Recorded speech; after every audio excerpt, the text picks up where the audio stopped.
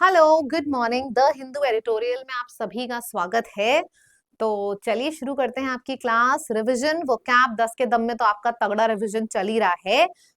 But थोड़ा सा और रिवीजन करते हैं। तो चलिए जी शुरू करते हैं। अच्छा हाँ, English by Barkha ma'am quiz दे रही हूँ मैं वोकैब के, बहुत ढेर सारे वर्ड्स, पीडीएफ्स, बहुत चीजें शेयर कर रही हूँ। तो एक्टिव रहिए, इनफैक्ट सुपर एक्टिव रहिए अपने एग्जाम तक, ठीक? क्योंकि एसएससी के सारे एग्जाम्स लाइंड अप हैं, तो आपको यहाँ पे सुपर एक्टिव रहने की जरूरत है, ठीक? चलो वोकैबुलरी, पहला शब्द आ जाता है स्ट्यूपुलेटेड। स्ट्यूपुलेटेड इज निश्चित करना, मतलब if something is specified, something is specified that means something is factual, precise, something is precise, तो इसको हम बोलते हैं स्टिपुलेटेड, निश्चित है, नेसेसरी है, कंपल्सरी है, इंपॉर्टेंट है, क्रूशियल है। जो जो मैंने बोला है वो लिखते रहिए फटाफट, ठीक है? एंड देन आपका प्रिसाइज है, फैक्चुअल है, फिर आपका आ जाएगा वही सब, नेसेसरी है, मैंडेटरी है,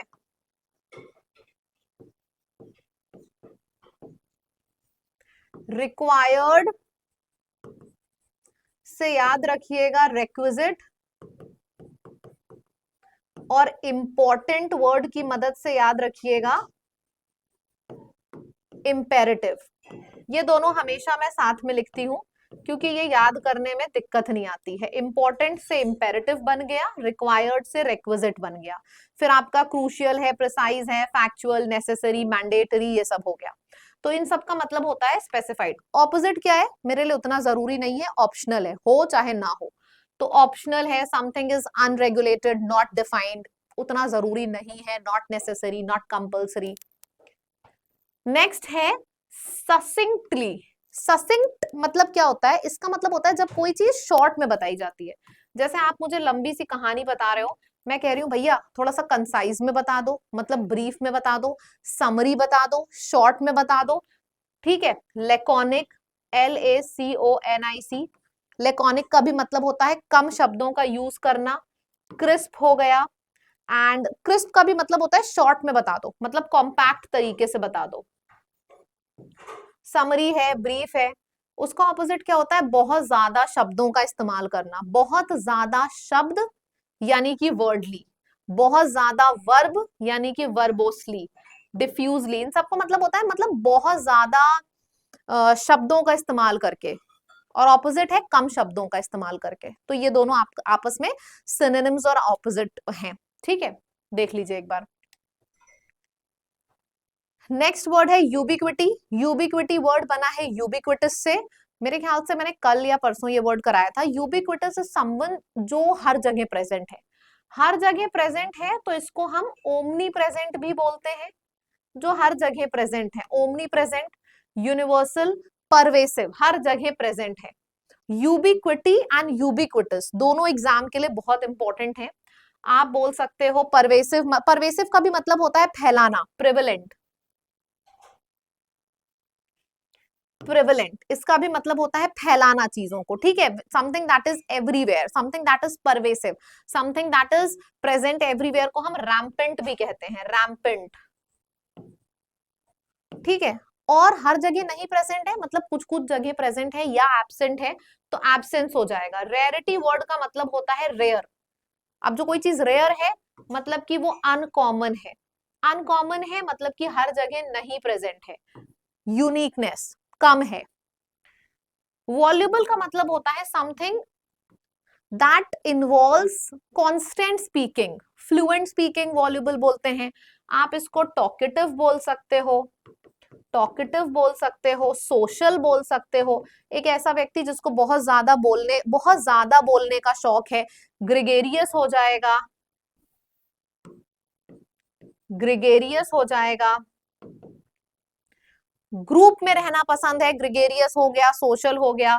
फिर आपका गैरुलस हो गया। तो ये सारे वर्ड्स हैं जिसका मतलब होता है जिस भी व्यक्ति को ग्रुप में रहना पसंद है। यहाँ पे क्या हो गया?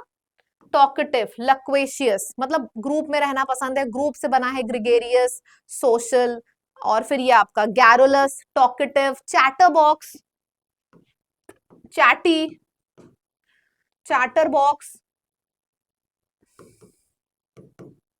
ठीक है। ऑपोजिट है कम बोलने वाला, कम बोलना मतलब रिजर्व्ड रहना, तो रिजर्व्ड हो गया। रेटिसेंट वर्ड हम कैसे याद करेंगे, कम बोलती है मतलब शांत रहती है, तो रहती है शांत से बन गया रेटिसेंट। रेटिसेंट यानी कि रहती है शांत, तो रेटिसेंट वर्ड हमें याद हो गया। ठीक है।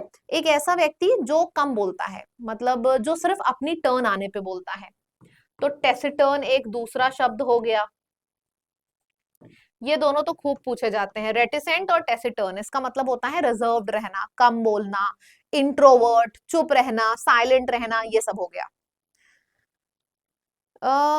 Is there some kind of problem? नहीं, एवरीथिंग इज फाइन। फिर है प्रीपोस्चरस मतलब बेतुका, एब्सर्ड जिसको देख के हंसी आ जाए, तो बेतुका जिसको देख के हंसी आ जाए, एंड ल्यूडिक्रस नॉनसेंसिकल, निनकम्पूप। रुको एक सेकेंड, मैं क्यों बताऊं निनकम्पूप, मैं तो सिर्फ हिंट दूंगी, अब आप लिखोगे आई आई। ये 4 वर्ड्स हैं, मैं डेली करा रही हूँ। सुबह 11 बजे जो हमारा वो कैब 10 का दम शो चल रहा है, ये भरोगे आप, मैं नहीं भरूंगी, देखते हैं कितना याद है। हिंट मैंने दे दिया, पहला वर्ड भी लिख दिया है। बेवकूफी वाली बातें करे। यस, एक और हो गया।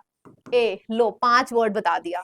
80 में से 9 नंबर आए हैं, ऐसी 9 कुछ याद आया, इसको फिल करो ना, फिर याद आया है तो मतलब बेतुकी बातें करना, इरैशनल, इलॉजिकल, ऑपोजिट हो जाएगा रैशनल, लॉजिकल या फिर रीजनेबल बातें करना।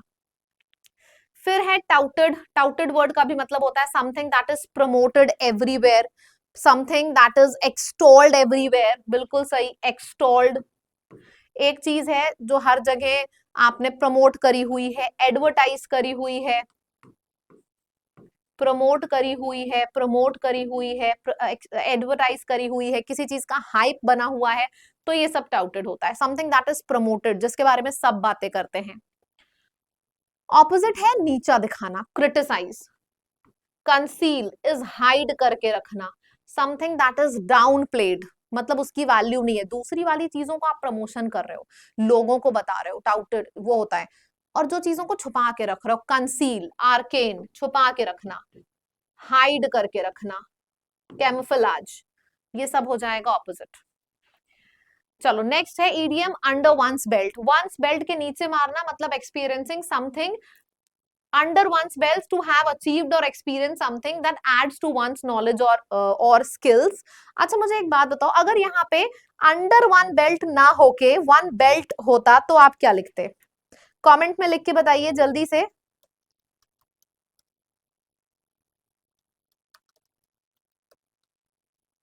क्या होता? मेरा सवाल है, अगर सिर्फ वन बेल्ट लिखा होता तो क्या होता?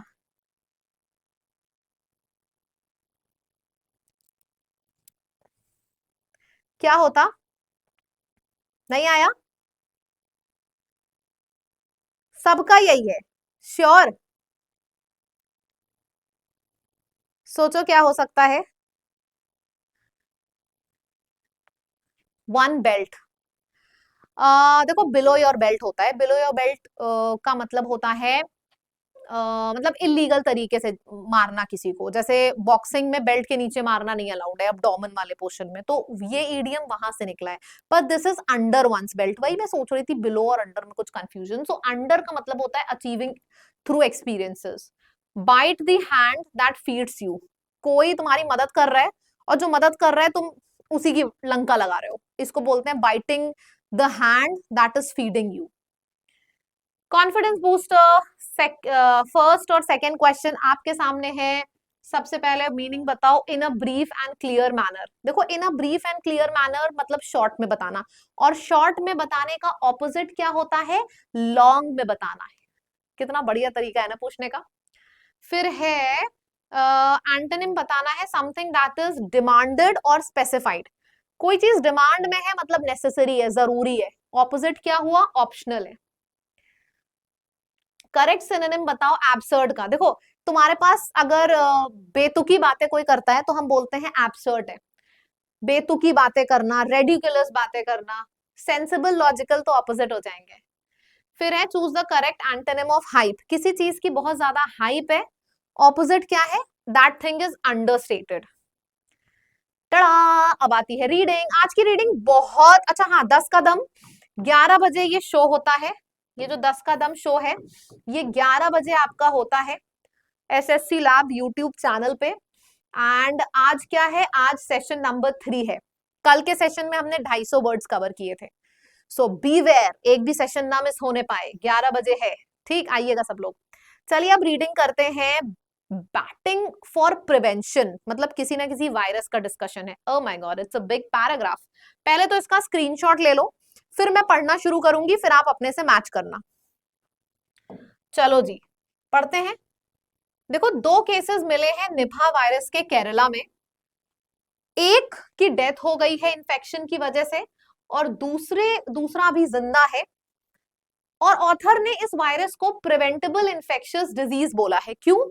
क्योंकि ये इन्फेक्शन फैलता तो है निपा वायरस से, लेकिन ये एक ऐसा इन्फेक्शन है जो अगर आप प्रिवेंट करना चाहो तो बहुत आराम से प्रिवेंट हो सकता है, अगर अच्छे प्रिकॉशंस लिए जाएं तो इसी वजह से ये प्रिवेंटेबल है। ऐसा नहीं है कि होना ही होना है, दिस कैन बी प्रिवेंटेड, ठीक है, दैट कुड लीव है। और अगर ये नहीं प्रिवेंट हुआ ना तो हेवॉक, मतलब फिर से फैलने लगेगा, डेंजर। एक जो 2 लोग अभी निपा वायरस से डिटेक्ट हुए हैं ना, उसमें से एक एडोलेसेंट लड़की थी मलमपुरम की, जिसकी डेथ हो गई 1 जुलाई को।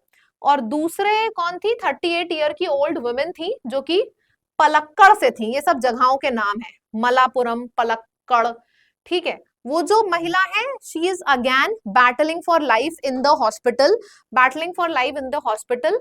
अब अगर हम एक बड़ी पिक्चर देखें तो in the big picture total अगर हम देखें 425 लोग हैं जो कि कांटेक्ट में आए हैं 2 लोगों के, मतलब ये जो 2 लोग इन्फेक्ट हुए हैं इनके कांटेक्ट में 425 लोग आए हैं 3 डिस्ट्रिक्ट से। केरला में 3 डिस्ट्रिक्ट हैं, तीनों डिस्ट्रिक्ट को अगर हम क्लब करें कितने लोग इनके कांटेक्ट में आए हैं। जैसे मैं आज गई, मैं किसी से मिली, फिर वो बंदा किसी और से मिला, वो किसी और से मिला, मेरे हस्बैंड फिर किसी और से मिले, तो इस तरीके से करके बढ़ता जाता है। तो टोटल 3 डिस्ट्रिक्ट के लोग हुए हैं जो कि आइडेंटिफाई हुए हैं सर्वेलाइंस के अंदर। इन 425 में से 228 मलापुरम के डिस्ट्रिक्ट के हैं। मलापुरम वेयर पेशेंट जीरो मतलब जो सबसे पहली पेशेंट थी वो मलापुरम की थी, तो वहां के 228 लोग हैं। 110 पलक्कड़ के हैं, 87 कोझिकोटे के हैं। पलक्कड़ में 1 contact is been treated in isolation. Palakkad में एक कॉन्टैक्ट को मतलब जो एकदम कॉन्टैक्ट में आया था बंदा, उसको आइसोलेट रखा गया है, मतलब अलग रखा गया है।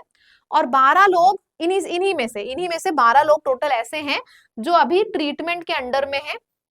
जिस 12 में से 5 ऐसे हैं जो आईसीयू में हैं। बाप रे, काफी भयंकर हो गया ये तो। One of them tested negative for the infection and the result of the others are awaited. जितने लोग आए थे ना उसमें से एक नेगेटिव आया है, बाकी सबका रिजल्ट आना बाकी है। 140 लोग कॉन्टैक्ट लिस्ट में जितने हैं उसमें से जो 140 लोग हैं वो हेल्थ वर्कर्स हैं। हेल्थ वर्कर्स मतलब डॉक्टर, नर्सेस, कंपाउंडर्स ये होते हैं। That's it. What measures are being taken, क्या मेजर्स लिए जा रहे हैं बताइए। Health authorities in Kerala to prevent the further spread of Nipah virus. Vaccination नहीं, हाँ कॉन्टैक्ट्स की ट्रैकिंग हो रही है, उनको आइसोलेट किया जा रहा है, और जो वायरस जिनको लग चुका है उनका ट्रीटमेंट हो रहा है। So B is the correct answer. जब पूरा पैराग्राफ दिमाग में है तो आंसर सही ही आएगा, जाहिर सी बात है। प्रिवेंटेबल डिजीज क्यों बोला है, मैंने तो आंसर आपको दे ही दिया है, फिर भी आप बताओ। Because it can be completely cured with antibiotics. नहीं, पैराग्राफ में प्रिवेंटेबल इन्फेक्शियस डिजीज इसलिए बोला है क्योंकि अगर प्रॉपर सर्वेलाइंस हो, आइसोलेशन में लोग डाले जाएं, तो this can stop it's spread, इसका स्प्रेड रोका जा सकता है। ठीक है, ओके दैट्स इट। एक इंफॉर्मेशन, अच्छा होमवर्क देख लो, इसमें से 4 वर्ड्स उठाना है और कमेंट करना है, राइट। प्रारंभ, ये हमारा नया बैच है जिसको भी एसएससी के फाउंडेशन का बैच का वेट होता है। आपके लिए नया बैच आ चुका है फाउंडेशन, मतलब इसमें आपका सीजीएल, सीएचएसएल, सीपीओ, एमटीएस, जो आप एसएससी के एग्जाम टारगेट करते हो ना, फाउंडेशन कोर्स है ये। इसका बेसिक से लेकर एडवांस यहाँ पे तैयारी कराई जाती है। ये आपको हमारी लैब की ऐप पर मिलेगा, लाइव कोर्स में जाइएगा, एंड जब आपसे डिस्काउंट का कोड पूछेगा तो लैब लिखिएगा। इस कोड का इस्तेमाल करने से आपको इंस्टेंट डिस्काउंट मिलेगा, राइट। अब आपसे 11 बजे मुलाकात होती है, जरूर आइएगा। Bye bye.